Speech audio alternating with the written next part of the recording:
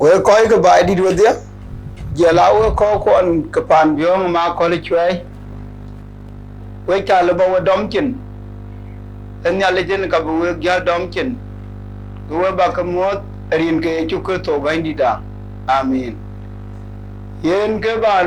pieng man ne tangai na ani cholangan Akarach Mabiei. Wan ke yul do. Wan ka ya de di gelot. Yen ke ba le we ko to Amerika ke cha lo ya ne runu e ke pya da re ane chen kan ke dia ku ka cha ke yo runu Akarach Mabiei e doi to kun yal ko ni chao yen ka che Akarach Mabiei te le na be e ti chori yi go cha tu we ke aget bela madingor yen e ba ci be to man kero panter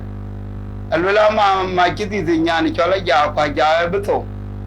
kurune an ci ajawan ma e be to man an kin ko la unda to kwen mi lo tim tar man an be wong dia abala tel tim tar ci ko chen ga nyere ke kin tia kere ro ken kere dia yani chol jong kun na jak akuja go uga kwe go yene ane chininar uka che yoru ne ke ya no de akan kon yoran ku chi go bi ye ke kan ti ka ke dia go ya baba ku jela nyan kai kunina re to le run ken we ko ka Amerika kian jam ka we cha ka dam chin en nyali we jal chorir ba ka piada ba lo ye kolda yen ka anu la we ba ka motorin ke chu ko to ba ni da amin yen anan be din tong dien ban we jal mot abata ku ke din edin bairi ban ku ke ko po wana nam din tong batawa la ke dini nya ban yeri atur edini nyari er enyan cha amal ga ku ke nya an kan lo ku ka chik de nya abi pianga le dini nyir ka dia ku din ba kon ja taw mane e ke po ya bura tu nyla ye jan ro wara ku ga ji tiang na li dore akura mo tiang toy mo no malwati nyandien manchol jil a wel mi ora chi berier wone ipiara ja pajul paye mo de pul tima ko ji una don ko ge una don ko madin ko lolen kwangan machara tan ina gwai duwar mai to ka mi ati ke jor ko yen ga chi manyang dia la nya ga ka duwar anang da chi ya ma borogol yin ja ayum gu duwara gwai mara tongai ma kwinu unu yela ne duware ine jalo nyari amaje mabudi jalo nyari amaje kwananga jane adama tungi dia tijela la nyoda kamorti la nimroto aye ga yugo cham ga chui aba po la miat nyoda more manyang ja parira chilwa yidoki morbuda dung penyi duare jala ro wara ku aji tiang na li duare morbuda dung penyi la ya jala ro where ku ajitiang no li dore akura matiang toy mon malwati nyandien monjol jil a wel mi ora kiveria wana ibiara jabajul waye mode pul ktima koje una don ko mading ko lolen angan machara tay yina gwai duwar mai to kam ya tiri ke jor ko yen ga ki manyang ya la nya ga ke duwar anang la ki ya ma baragol yin ya yum gu duwara gwai mara to mai ko kunu unu yela ne duware yina jalo ya meje mabudi jalo ya meje kwana ga jam ya ta matumi dia tijale la nya ka morti la nimroto aye yubi chamguchi abapo la miet nyado more anyanja karira kilwa idoke aye jalnelio etoldo la jido jena kujorama paralwa no kumira komnyina ga jende beti la che ya ga jajo aye manyani dolo enel tone toldo la jido jena kujorama paralwa no kumira komnyina ga jende beti torki ya ga jajo aye maralwa no kumbira komnyina ga jende beti torki ya ga jajo waye nyani nyana man malga ya torki le toda ajawum katola kamanum yer tungtyang zero waye rani nyana man malga ya torki le to ajawum katola kamanum yer tungtyang zero we dana wonga wajai we waya wonga dwa jitunga wonga nwer iche wonga loba jiwonga wa chenala dwar dana wonga wajai we waya wonga dwa jitunga wonga nwer iche wonga loba anje wonga wa chenala dwar dana wonga wajai we waya wonga dwa jitunga wonga nwer iche wonga loba anje wonga chenala aya jalniele etone tola jidor chena kujurama paralwe no gumbira komnyina ga jinde beti dor chi ye ga jajo manyangi tolo etone nyane la jidor jetiam kujurama paralwe no gumbira komnyina ga jinde beti dor chi ye ga jajo aya maralwe no gumbira tyang naga chinde beti dor ke ye ga jajo rani nyana man nal ga ya chi dor ke lewoto ajada katola ke manum ye tung tyang zero rani nyana man nal ga ya chi dor ke lewoto ajawu katola ke manum ye tung tyang zero we dana wonga wa ajai we wayo dora jitunga wonga nwer chong beloben anje wonga chenala dor dana wonga wa jai we wayo wonga dora jitunga wonga nwer chong beloben anje wonga chenala dore chi dor jamalet tiang a chingwan ga ko oma ja baga gur mai ka baga wayo no kimani majare ane wangu kimani majare partam tunko del wonga betia yenge jogo mara guda kola wadi pa tungidu majabo ria kama kandidia wana kila yanyo eba koranga kuye ukona ngora ro kwanye kogoduken wana chidu kandu mama badenu me wale retuma jamara lonanya mugor chamu chuje bagamana gichige ala kororo powe kutene dinga butiege wadena nyar boy kugai maria kutene dinga butiege wadena nyar boy kugai maria waidia na chano nyana korjungno gutungi waidia na chano duna ye mad pore je magera muganyar chamu juje wane no kimani majare ane angno kimani majare watiam tunko hodel wonga betiam yenge chogo mara gura kolawa ba tum jidu ngajabori akmago nidia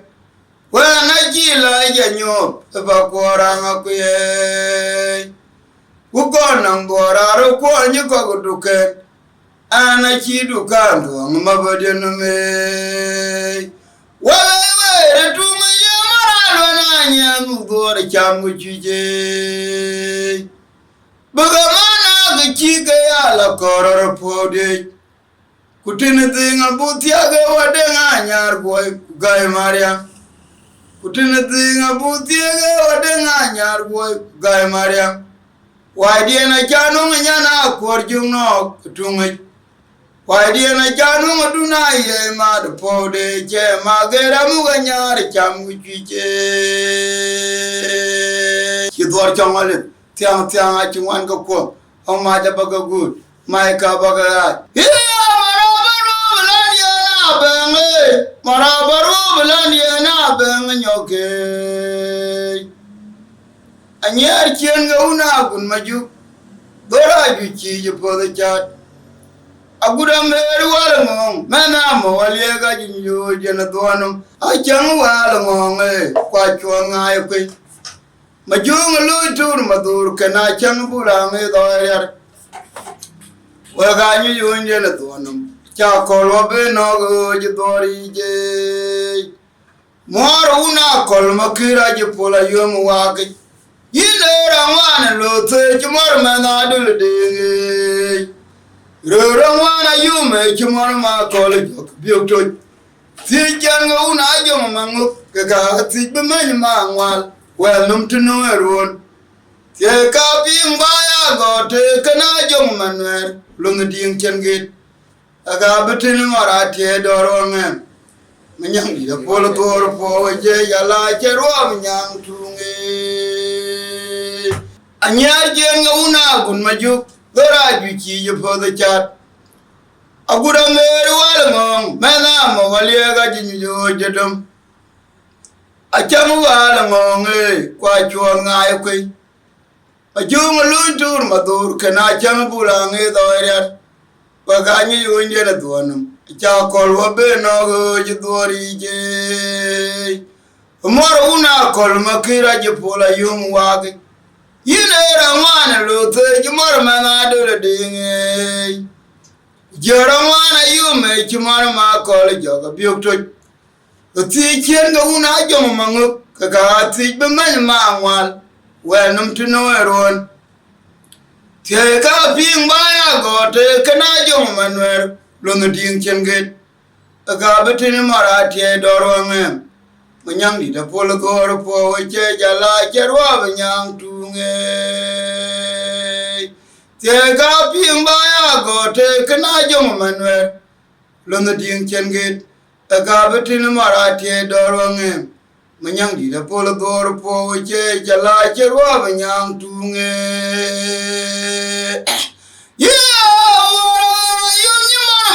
Ni jo kana itiao je umbeya wa ma pola kino warura dil ma biorbe biere nyok la luanye biochi manyangi dia wem chuju marma arni ni jo kana itiao je umbeya wa ma pola kino warura dil ma biorbe biere nyok la luanye biochi Yeran wa pola kino warura dil ma biorbe biani nyok na luanya mari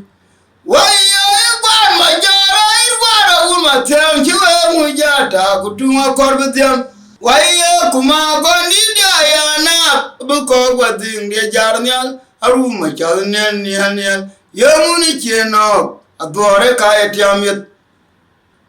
waya kwa majara Matang you mujata kutunga korwel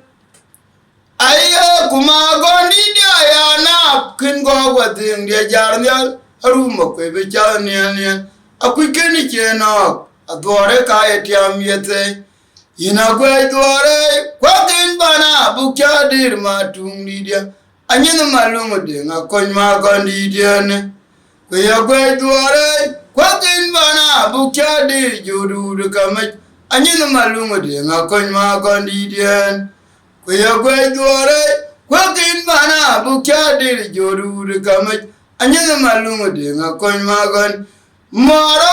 yuni mar nyen jok hanga idiawo jewong bayal wow pula kino waruran dil ma biorben biane nyok la lonya bochi wen juju mar nyen jok hanga idiawo jewong bayal wow pula kino waruran dil ma biorben biane nyok la lonya bochi chawo pula kino waruran dil ma biorben gutone la lonya mari waya ma jara wara gun ma tiamgi wo jata kutuma korwel waya kuma gondi da yana abu ko watin de jar nyala rumo ko be jar nyal akukeni kena adore kaye tiamyet waya kuma gondi da yana abu ko watin de jar nyal rumo ko be jar nyal akukeni kena adore kaye tiamyet ina gwe duore wakin bana bukyadi juru kamaj anyin malungu de nga koy ma gondi dien kwe ya gwe duore wakin bana bukyadi ma tungi dien anyin malungu de nga koy ma gondi dien kwe koji bijalpiem ajan ren yan kiran ngana Akarach Mabiei yene we ko baidi yan bu keteruna ache chateng pol e pir ka chadamru rane go jal kul piawen ne o dwar runa lipen kutok paila lipen kudyak wa ga jal piaw uron ke kero wa kan ga tul kan chal tajir yen chin ki cha jor bai rune ke jelan ba rune eran chol nyal ko ni chaw yen ka chala jot me jare ba jalo ko che cha ba pan boda che cha chare ko che na ke loya e pir chen en nyan kai kurun an chi nyan kai ja ton yen ke ba le we ko to Amerika duar kien ka nang diar ju jare dit ke dia ku karen tin ka kar batul ku dit ya ker ewe wenan tin ti yon we kidle we ke bunya le we chopyal gu ku barrier ba diar che ka dia ba ka ker ka dia che man chi we jor gol bai dit ban ku jara ma ko le chwe man cha chol enan chi nyal ko na chalo war na ding dia chala gen nyan wan ma de badan dia belar ke dan dia ne abi a chol do au yen ke do au ba jal ping manen man an yen ran ke aya ko kui ko koy ke pinyum wenan de dinga ba yi banang ba jal be yo che manen ko koy emen dia yen ke kar ba be chairman chena Akarach kan di Akarach ya woro ko doro kuena kwana ho ke wan te de men dia ba be la won mya e ba din chingem yena ba ja ho jum yor chul be ya boaro achu be ho jum yor kwa chu be ding mo yen ke to wo ko man tio acha ben ke kay lul manan ke to ko jikolon nung din ya lula achi ber pyo ba en ke kare ne dina ba pim bor dia akachen berget ko jor gol werko belar ko eke oke na ke jidum gol biom belar chale e chino go koy ke werko beloy ko eke go koy ke tier ku dia go ko doro ko kemyo kurane man de ko miadur ku pio myo ku tew dor ke ngadi myonum wa jalwela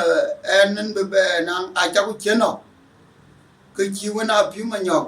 ke chi loy wa chen pio an be pio when majang de nga chola yun majak ngan myode ku gurum walolan beloy limre dia wa jalwela enen chi be pio ba wa ma de ya dornum alarunga kemanyang de tungor pin ku welcome yal bu ka yerwe ka jël wo ma ngo ka jëlen dor ciare ko ku wo je yuen to ni ban ka jël wala o ke mo ya tonya ye ya man mi or ci to ke am an ran nang mi or ni ci to ke ne bur durunum ku ka ci pio barun ko yo ko ran mo ya tonya ya jal buru piama ya kan war ku do en ka chandi bi jal cha ki manar yaay ay dora ta nyar makire jilla ci wera powo ana rum nyama betyam renge na be nyama la ya ki manar yaay ay dora ta nyar makire jilla ci wera powo ana rum nyama betyam renge na be awayu bo pinyu do bo chodi maraji ber pio ba ab pio ki marwa na piu maragun mago aya kurbane biomya benang nyobe anatia yichati awayu bo binyu do bo chodi paraji wer bioba ab bio jiwaro na piu maragun mago aya kurbane biomya benang nyobe anatia yichati tamode dwara no kunga wali arachi mortia nolia nyanga lewere magoni dia jadoro itamwango dwara no kunga wali arachi mortia nolia wele magoni dia jadoro itamwan nyanga lewere kimana dia ay dwara tanga nyara makire jilai sewere powe ana rum nyanga betyang rendia nabe bala ya de ki manariya ay dore tanya makire yilai kare powe ana rum nyanga betyang rendi awayu bo binyu do bo chodi maraji ber pyo ba ab pyo ji marwa na pi ragun mago aya kulbanen pyo ya abanang nyobe anatia yi chate awayu bo binyu do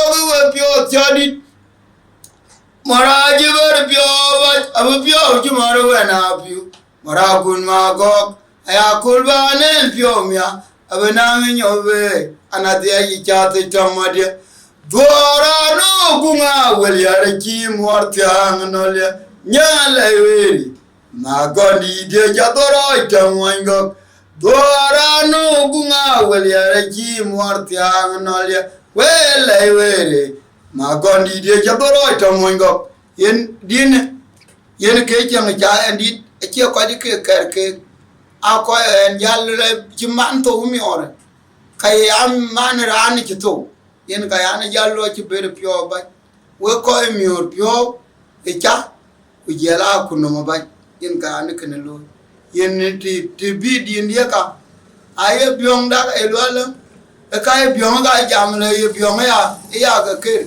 ara anda ci o ci re ci chut e din ti de nyane jal ka tin ke ken ku ka ba ja ba pi ngara de tar e kul jel we be jam yen we ko ba pi ngodia ana nang gen di dare nang gen an on chinu ok ane na ok tiera ba run piawen ane chinok tero tier ke toka ku jalu tajer tier dia non yen ka jalang tieng dia mane yen ka chandor bo je ka chano bugur anan kin guru ole ku kerun riak ku ke chong no kira ni chol ma janga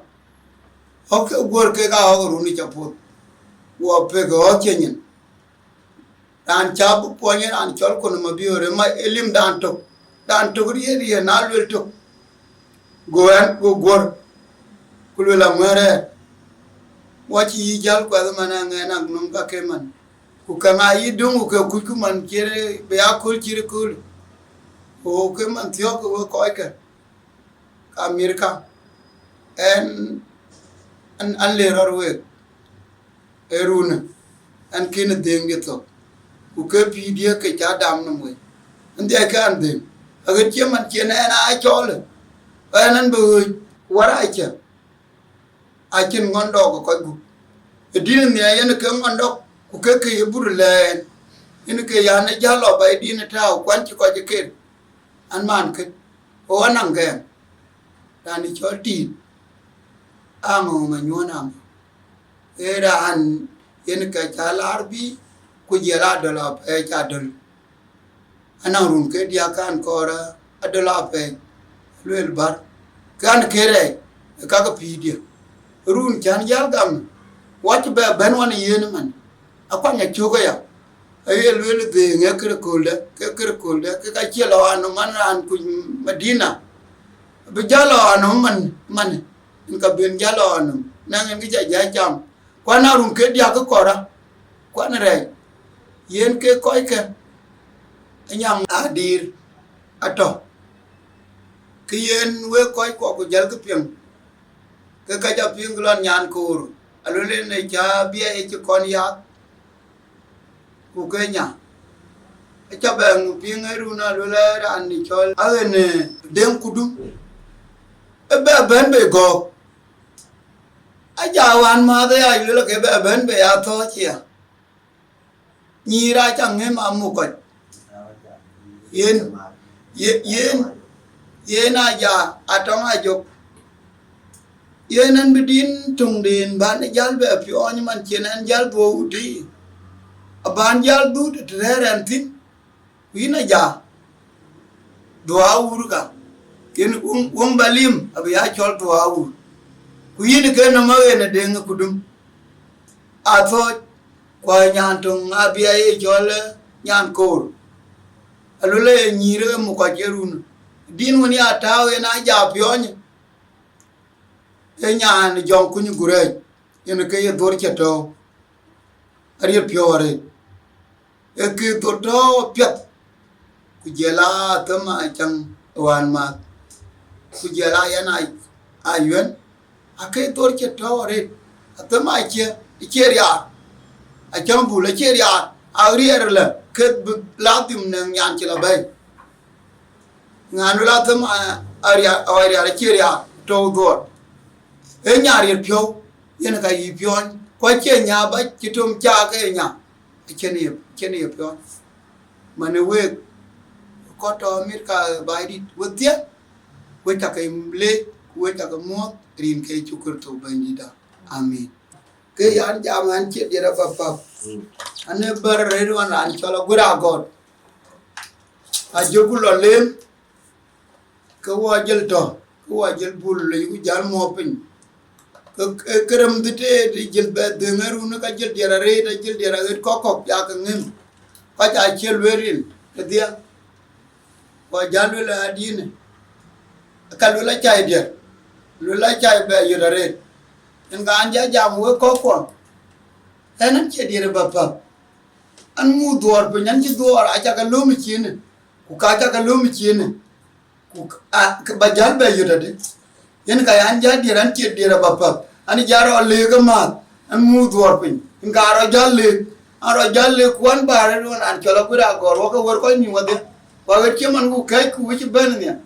ku ngum te to wati en ka anja diran che enan che dire baba ani jadir ma yen ke yan jam ken we ko jam ba chadit chaburyo bula kerio ama chiaka yigit diene yigdir ko era anbar kiya ba abe par bangal be dir ye bala marano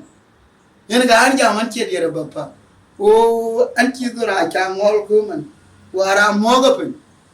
ke ka gutwi a doga nya go ajal do ko ya andi ku jang wal man yan alula yetu wa to dor yene dia chan tin ku yi aga yi pol aku yan ji jala te ma ya kiyen kidian le we a dor ka ngolo ku do lo ye du chang nyale